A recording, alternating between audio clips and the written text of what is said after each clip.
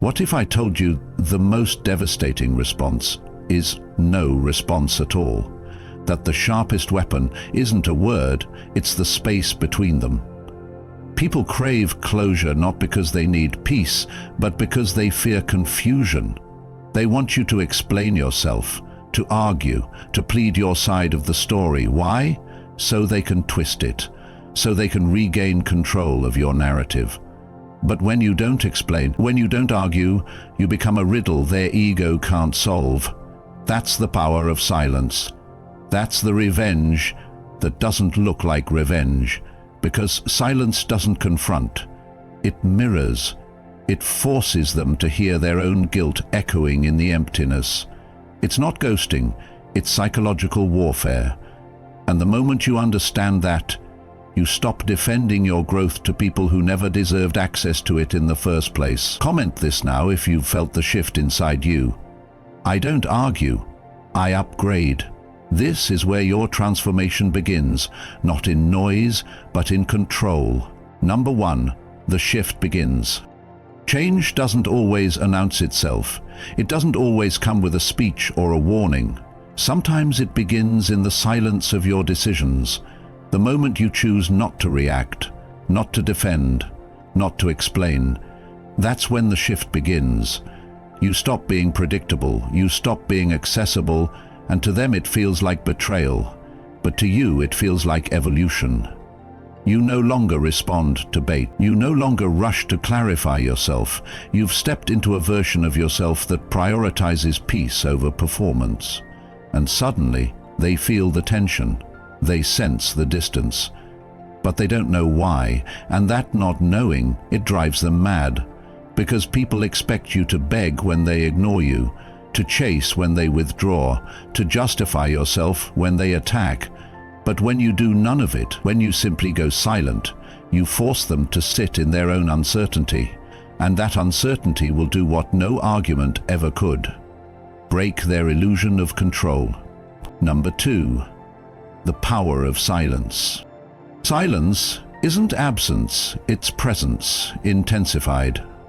It's not the lack of words, it's the deliberate choice to say nothing, and let that nothing echo louder than any speech ever could. You see, when you go quiet, people don't just miss your voice, they start hearing their own, and most people are terrified of that.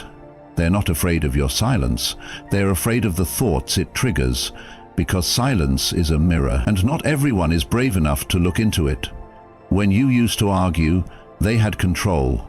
They could provoke, deflect, manipulate. But the moment you stopped responding, they lost their grip. Now they sit in confusion. Now they project. Now they panic, not because of what you said, but because of what you didn't. You didn't explain your boundaries. You didn't justify your distance. You didn't beg to be understood. And that absence of validation, it creates psychological hunger. They want answers. They want closure. But you've given them a void they can't fill with ego, noise, or blame. That's where your leverage comes from, not from power taken, but from access denied. You didn't block them to hurt them. You didn't cut ties to be cruel. You simply chose peace over performance, and they don't know how to handle that, because they expected noise, drama, a scene. Instead, you gave them stillness, and now that stillness is deafening. Let them interpret your silence however they need to. That's not your concern. Your concern is self-control. Because every time you break that silence to defend yourself, you lose ground. You validate their version of the story. But when you say nothing, you say everything. You tell them they're not worth the breath. You show them they can no longer pull your strings. That kind of power isn't loud. It doesn't announce itself. It walks out quietly, closes the door, and never looks back. And when they finally realize what your silence meant, it's too late. The version of you who tolerated chaos no longer exists. You're not mad, you're not bitter, you're just done. And nothing is more terrifying to someone who feeds on control than a person they can no longer provoke. Number 3. They'll study your absence. They never studied your presence, but they'll dissect your absence like it holds the meaning of life. People don't notice consistency, they notice disruption, and when you go quiet without a warning, without a fight, without a goodbye, they panic, because it doesn't fit their narrative. You were supposed to react, you were supposed to explain, but now they're left staring into a silence that feels unfamiliar, and it haunts them. You've become an unsolved puzzle, a lingering question mark in the back of their mind. And the truth is, nothing disturbs the human ego more than not having closure, because when there's no explanation, the mind creates one, and it's never kind. They'll replay every message, every conversation, searching for the moment you shifted. They'll blame you, then themselves, then you again, because they don't understand what changed. But that's the point. Your silence isn't about teaching them a lesson. It's about protecting your peace. You didn't vanish to hurt them. You vanished to heal yourself.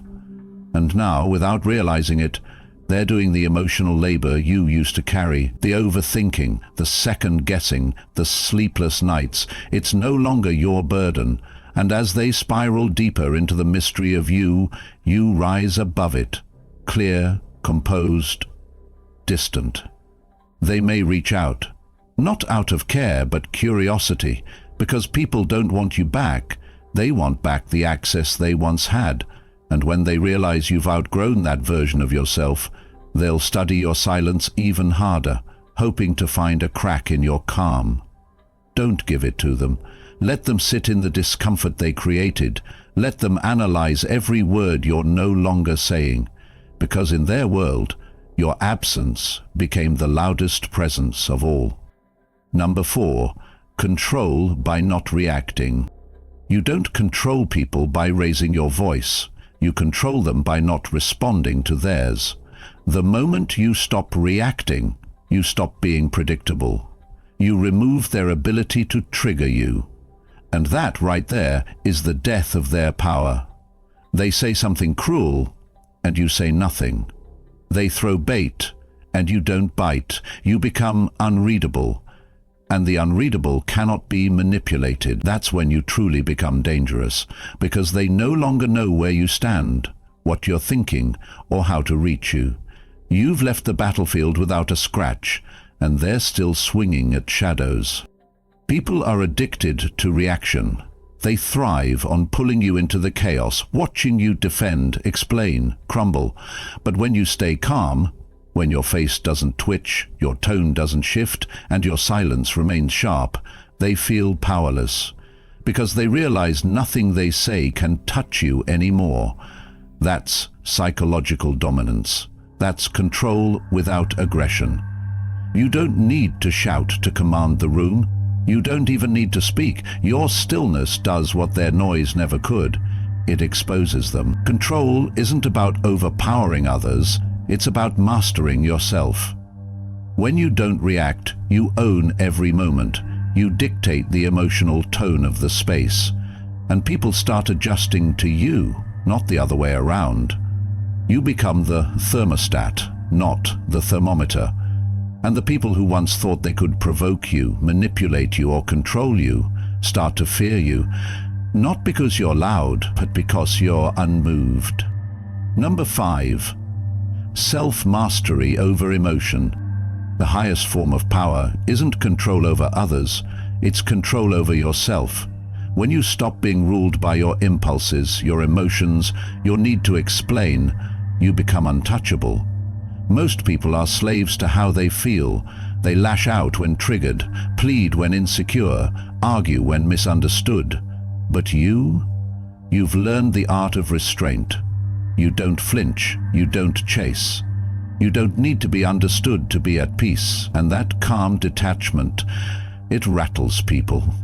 Because they expect you to lose yourself when they apply pressure, but you've trained yourself to breathe instead. When you don't let anger speak for you, you don't create regret to apologize for. When you don't let sadness beg for attention, you don't hand out access to those who don't deserve it. You stop bleeding emotionally in front of people who would only use your pain as leverage. That's what self-mastery looks like. It's not just calmness, it's calculated cold. It's emotional discipline.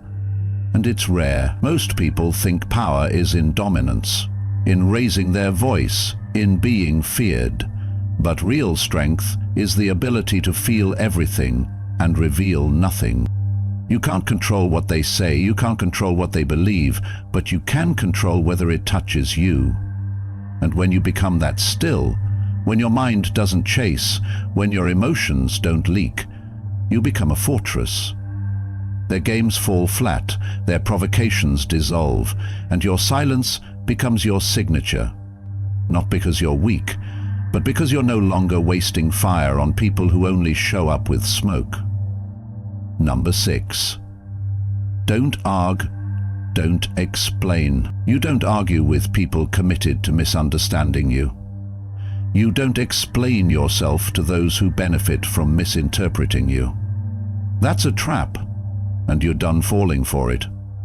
Arguing hands them your energy, explaining hands them your strategy. Both weaken your position. Every time you defend yourself to someone who already decided who you are, you lose leverage. You don't need to clear your name in a room where no one respects your silence.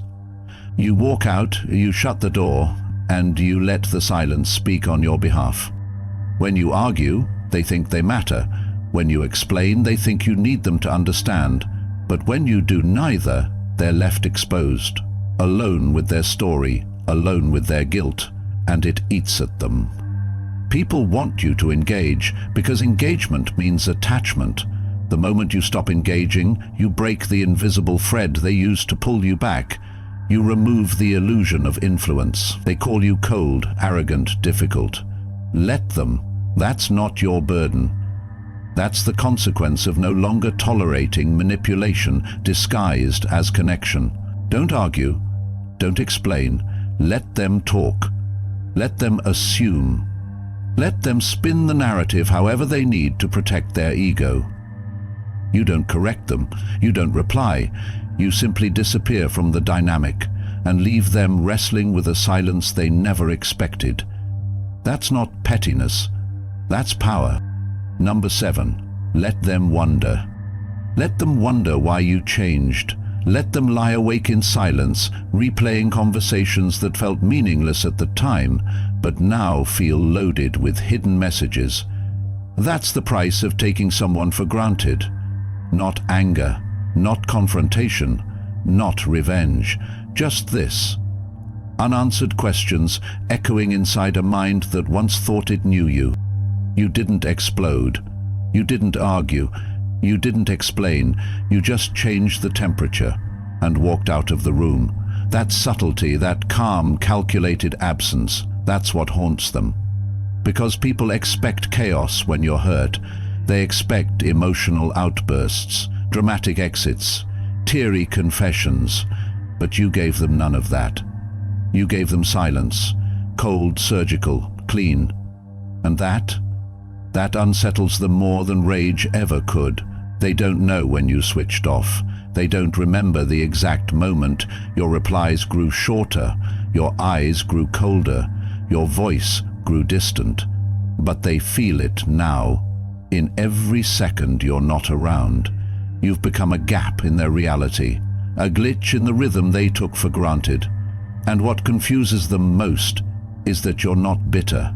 You're not posting cryptic quotes. You're not seeking attention. You're just gone. Present in the world, but absent from their life. And that absence feels like a punishment they can't explain to anyone else. Because on paper, you did nothing wrong. You just stopped dancing for their validation. Let them wonder. Let them scroll through old texts, trying to decipher where it all fell apart. Let them overanalyze your last words, searching for clues to a silence that came without a warning shot. Because people fear what they can't name. And right now you are nameless, you are shapeless. They can't label you because you've become something they've never seen before. A version of you that owes them nothing. They'll tell others you changed, that you became cold, that you stopped caring. Good, let them. What they won't say is why. They won't tell the full story. They won't admit the way they slowly chipped away at your respect, how they crossed lines you politely redrew, how they mistook your loyalty for weakness. So let them keep talking. Every word they speak about your change is a confession of what they did to provoke it. You don't need to correct them, the silence will do it for you. Eventually they'll stop speaking and start thinking. And when they do, it won't be peace they find. It'll be guilt. You were always too available, too understanding, too patient, and they got used to that version of you, the one that explained every mood, apologized for every boundary, gave second, third, fourth chances, the version of you that stayed long after they stopped deserving your presence. But that version of you died the moment you realized explaining yourself to people who listen only to respond is a form of self-betrayal. As the form of betrayal, you changed because you finally understood. You can't make people see your worth by handing them a flashlight. They either see it in the dark, or they never will. Now they're left with silence, not the kind that begs for attention, but the kind that creates obsession. Because your detachment wasn't emotional cowardice, it was emotional mastery. You didn't run, you rose. Quietly, strategically. And what makes them spiral isn't the fact that you left, it's the way you left. You walked out without giving them a villain to blame. And now their ego is starving. Starving for a reason, for a narrative, for something, anything that helps them sleep at night. But the only thing they're left with is a question. What changed? And the longer they ask it, the more power you hold. They may reach out, they may send just checking in texts or hollow apologies wrapped in nostalgia, but it won't be because they've grown. It'll be because your silence has become unbearable, because now they realize you weren't the problem. You were the pattern breaker. You were the one who finally stopped spinning in circles and walked in a straight line away from the chaos. And they can feel the gravity of that decision, even if they'll never say it out loud. And let them wonder, let them regret, let them tell themselves whatever they need to make sense of the new you. You don't owe them clarity. Growth doesn't come with a manual. Transformation doesn't send out invitations. You upgraded quietly, evolved without performance, and the person they're trying to find no longer exists. Not because you're pretending, but because you finally became who you were too patient to be. The beauty of mystery is that it lives longer than explanation. An explanation ends the story, a mystery keeps it alive. You don't want to be remembered for the last thing you said. You want to be remembered as the one who left without a trace, and left a silence loud enough to echo every time they reach for someone who no longer exists. You're not the closure, you're the consequence. And the most powerful thing about that is they handed it to themselves. They'll say it doesn't bother them, that they're fine, that they moved on, and maybe they'll even convince a few people, but deep down, in the quiet moments, the ones no one sees, they'll scroll through your photos, they'll reread your messages, they'll try to remember the sound of your voice, and all they'll be left with is the feeling, that eerie, piercing feeling of a door closing without sound. And that will haunt them longer than anything you could have said. So no, don't explain, don't argue, let them wonder. Let your absence haunt their memory. Let it crawl under their skin every time they try to recreate your energy in someone else and fail. Let the silence become a mirror, one they'll have to stare into, long after you've stopped looking back. Number 8, you've already won. The moment you stop seeking validation, you win. The second you stop defending your choices, you win. And when you let someone drown in the silence they created while you stand in complete emotional control, that's not just peace. That's checkmate. You've already won. Not because you punished them, not because you hurt them, but because you healed without needing them. That's the final move most people never see coming, the quiet evolution they can't access, can't interrupt, and can't undo. You win when they're still explaining your silence to people who never met you. You win when they keep checking your profile to see if you've reacted, responded, slipped. You win when they're sitting with people who remind them of you but never measure up. They may have won the argument, but you won the aftermath. You became the unresolved chapter in a book they can't stop rereading. And the best part? So you're no longer even in the library. They thought your strength was in how much you could endure, how long you could stay, how many chances you were willing to give. But that wasn't strength. That was training. You were learning how people operate. You were observing patterns. You were testing your own limits. And then, one day, without a fight, you stopped. You didn't send a goodbye text. You didn't announce your departure. You simply walked away from the story you were never meant to be trapped in and wrote a new one in silence. That silence was your victory lap. Let them believe they're still in control. Let them think they got the last word. That illusion gives them comfort, but deep down, they know what the silence meant. It meant they were no longer worthy of your presence, that they no longer held the power to trigger a response from you. They won't admit it out loud, most never will, but their actions will scream it. Every failed attempt to replace you, every indirect post, every question they ask others about what you're doing now, that's the residue of losing someone who walked away with dignity and never looked back. You've already won, because you didn't beg to be chosen. You didn't collapse when you weren't understood. You chose yourself, quietly, powerfully. You healed in the dark while they performed in the spotlight. You didn't trade dignity for attention. You didn't need to convince anyone of your worth. You let them underestimate you, and then you outgrew the entire situation. And now, you don't need revenge. You are the revenge. Your growth, your silence, your emotional discipline. That's what keeps you untouchable. They tried to provoke you. They tried to pull you back into old habits, but you kept your hands clean. You didn't respond to the insults. You didn't clarify your position. You stayed still while they unraveled, and that stillness became a mirror. A brutal, honest mirror they couldn't escape, because in your silence they had no one left to blame, just their own reflection, and the echo of everything they did when they thought you'd never leave. And the world? It kept turning, you kept rising, not out of spite, but out of principle, because you finally learned peace isn't something you ask for, it's something you enforce. You no longer react to chaos, you recognize it, and you remove yourself from it. That's the mark of someone who's done playing roles in other people's games. You've already won because you stopped bleeding in front of people who would use your wounds against you. You stopped explaining the fire you walked through to those who only saw smoke.